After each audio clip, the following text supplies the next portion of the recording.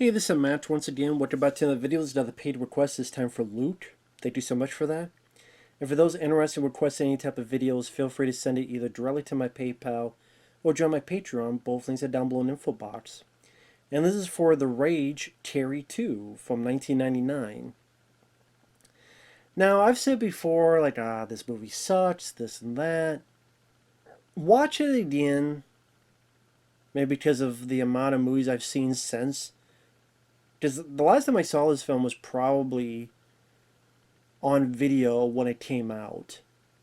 So if it came out in 99, I might have seen it on video on 2000. So that means it's been 23 years since I've seen this. It's not as bad as I remember. I still have flaws with the film, but it's not as bad as I remembered. I think mainly because Emily Bergl did a pretty good job as the lead. I also did not mind Jason London, who looks so much like his brother Jeremy London, who I remember from Mallrats. Jason London was in, was it Dazed and Confused he was in? You also have Amy Irving, who played Sue in the first Terry. She comes back. This time she's a guidance counselor. You also have Zachary Ty Bryan, which I know he's in some trouble with the law now, but he was one of the kids on Home Improvement. He was I think the oldest of the three kids on Tim Allen's Home Improvement. I forget what's going on with him, but I think he's in trouble with the law. At least I thought. He plays sort of one of the main bullies. And like I said, as I'm watching this, I'm sitting there going, okay, I do have flaws with this, issues with it, but this was more watchable than the remakes of Carrie, either one, especially was it 2013? Like I forget who the hell starred in it. It seemed a lot more watchable than that. Just the thing is, it does play off as somewhat reminiscent of the first movie. You know, you have the person doesn't know quite what she's in possession of, these telekinetic powers. She falls in love with a guy. She goes to a certain place. She gets fucked over. She wrecks the place. A lot of death and destruction happens. And you don't have the directing of Brian De Palma. And it does feel like familiar material. But like I said, I thought Emily Bergl and Jason London were actually fairly good together in the movie. I think that does make the film watchable, and it helps. The movie wasn't too bad on a pacing way. It kind of moved at a good pace. I didn't feel too bored with it.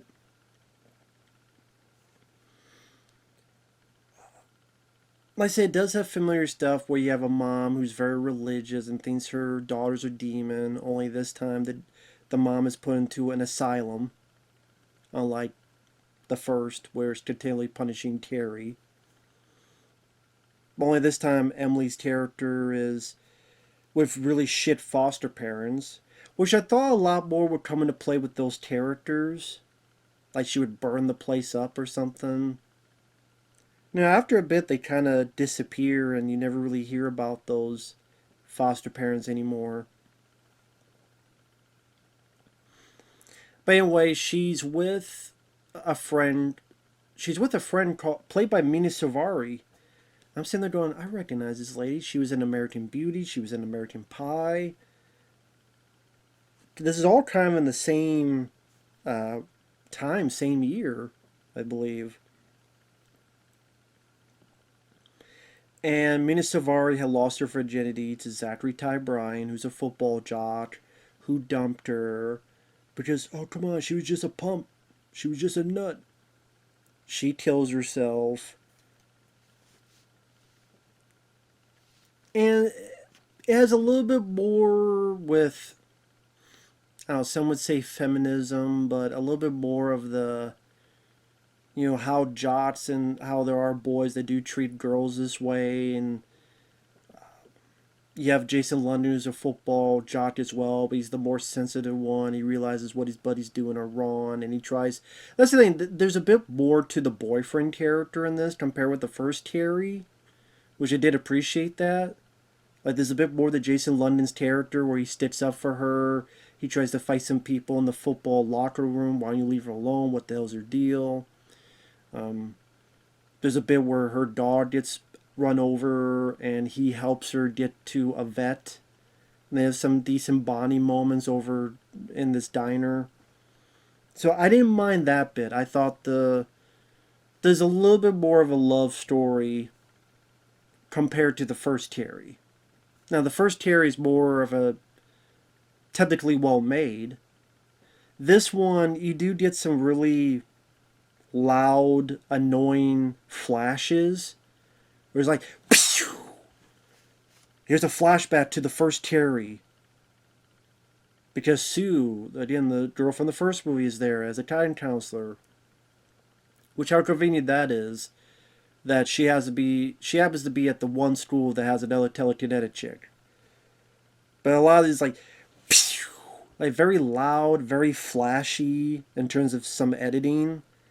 That got a bit annoying at times. I'm like, can you be a bit more subtle or just less fucking loud?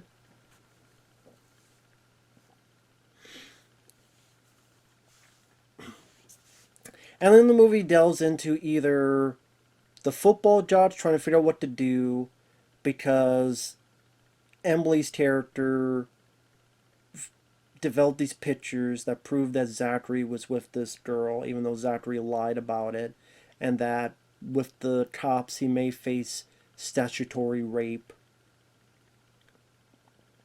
But then it's like, well, that'll ruin my chances and scholarship, so they tried to steer and fuck with Emily, but she used a little bit of telekinetic powers to freak him out. And again, Jason London sticks up for her. So you have a little bit of that going on, as well as scenes of Emily with Amy Irving's character, where she's finding out she's got telekinetic. And to be perfectly honest, the whole Amy Irving subplot was really pointless. And sadly, I have to say that's the weakest part of this movie. Because it led nowhere. Like, think about it, you could completely cut that stuff out and nothing would change. It's like only there to have a connection with the first movie and go, see, this person's from the first movie. And see, because she's in it, we'll have flashes to Terry. We can use footage from the first movie. Because that whole subplot goes nowhere. Because spoilers, hear me out. Amy Irving talks with Emily Bergl's character. I forgot her character's name because I'm bad with names. So I'll just use her real name. Amy Irving Sue talks to Emily. Emily doesn't believe her. Sue shows her the school that's been burnt down from the first movie. Emily doesn't believe in her. Says, you're crazy, you're full of shit. Sue goes to the asylum. Talks with the mom. You find out that Emily's dad was Terry's dad as well. A guy named Ralph White, who again was Terry White's dad as well. And this is transferred by the genes. Not blue genes, but genes in your DNA. As if we need to know that, but whatever, okay. Explanation. Exposition. It's like Sue is just there to give exposition, or, hey, remember the first movie? Remember the first movie? Sue gets the mom out. The finale takes place at one of these rich kids' parents' place. Their house, where there's a big party. Previously, Jason London and her had sex. It somehow got recorded. It's being played. She thought she's being played. Jason London's not there yet. Because a girl tried to seduce him. He said no, so he's trying to get there. Emily goes crazy. And It's not as technically well directed as the. I mean, think of the first movie, the split screens, how all the way Brian De Palma directed that bit is very memorable. Nowhere near that in this. It's a bit more bloodier, a lot more bloodier. CDs are shot off and embeds into people's faces. A fire poker comes in and impales technically two people in the head at the same time. Someone's eyeballs explode. So it does give you a bit of gore for that. But I was going back to the Sue, the Amy Irving's character. She gets the mom out. They go to the party. She's knocking on the door. Hey, hey, hey. The fire poker goes through a guy and accidentally kills Amy Irving's character, Sue Snell. Which I guarantee that was the director's thinking. You think Sue is going to stop this. You think she'll be the lifesaver. You think that she'll be the one to save the day. No, not in this movie. It just felt pointless and mean-spirited.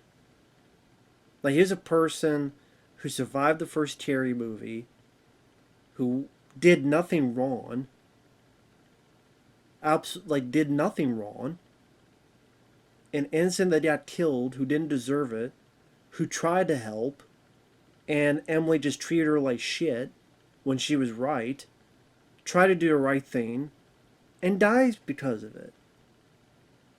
And her whole subplot with the mom becomes completely pointless, because when all hell's going up shit creek, the mom goes in, no, you're not my daughter, runs away, and she's like, Mom, please come back. So the mom just runs off, fucks off to, I don't know, maybe she goes to Vegas.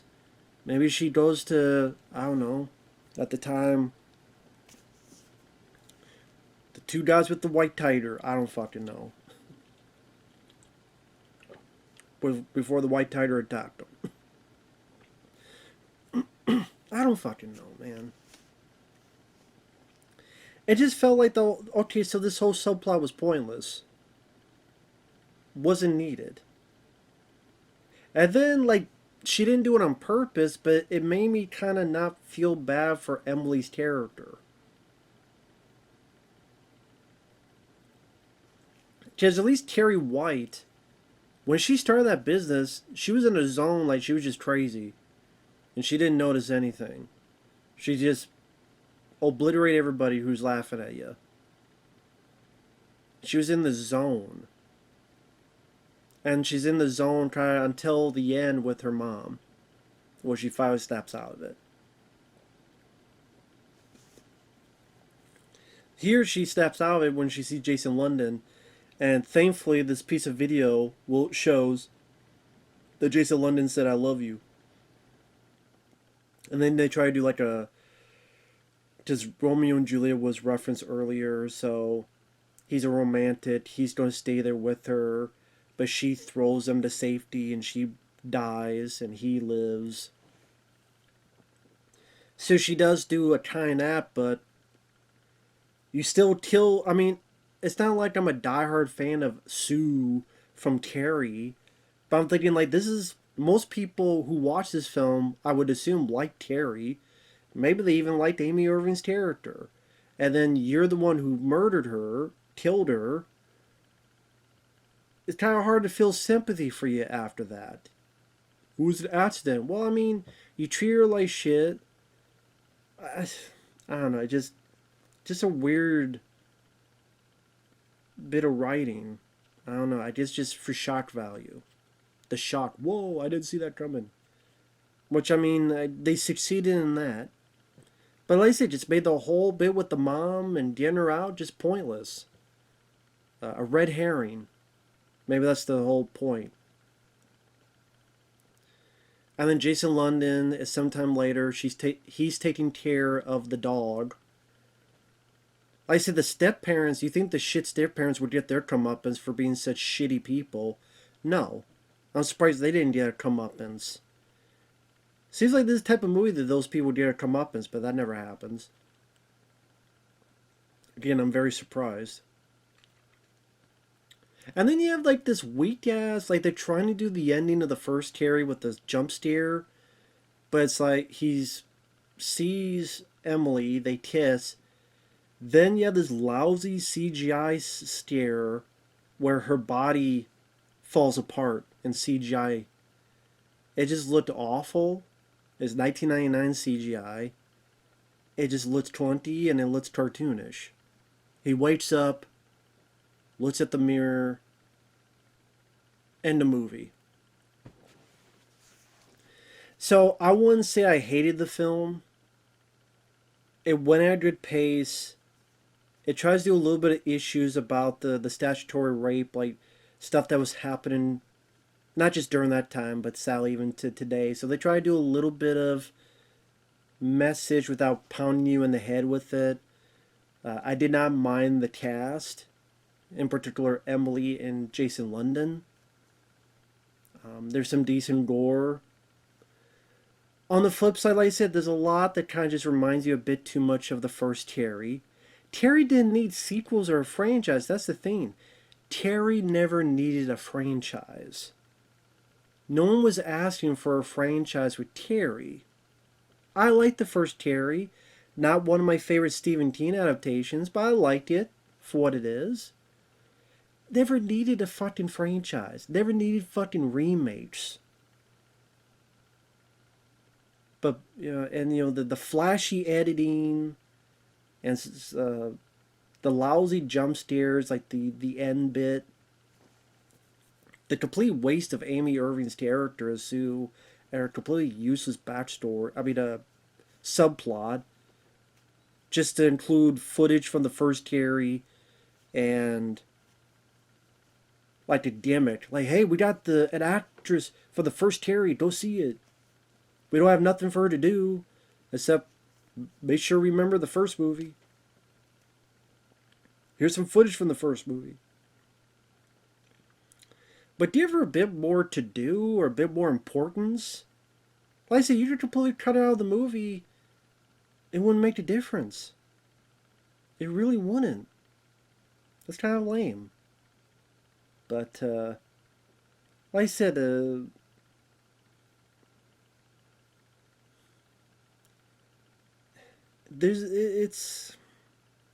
was okay. Watch it again. Compared to a lot of fucking films I've seen, it was okay. It was alright. I've seen better. I've seen a lot worse. So with that said, thanks for watching. We'll see you guys later. Bye-bye.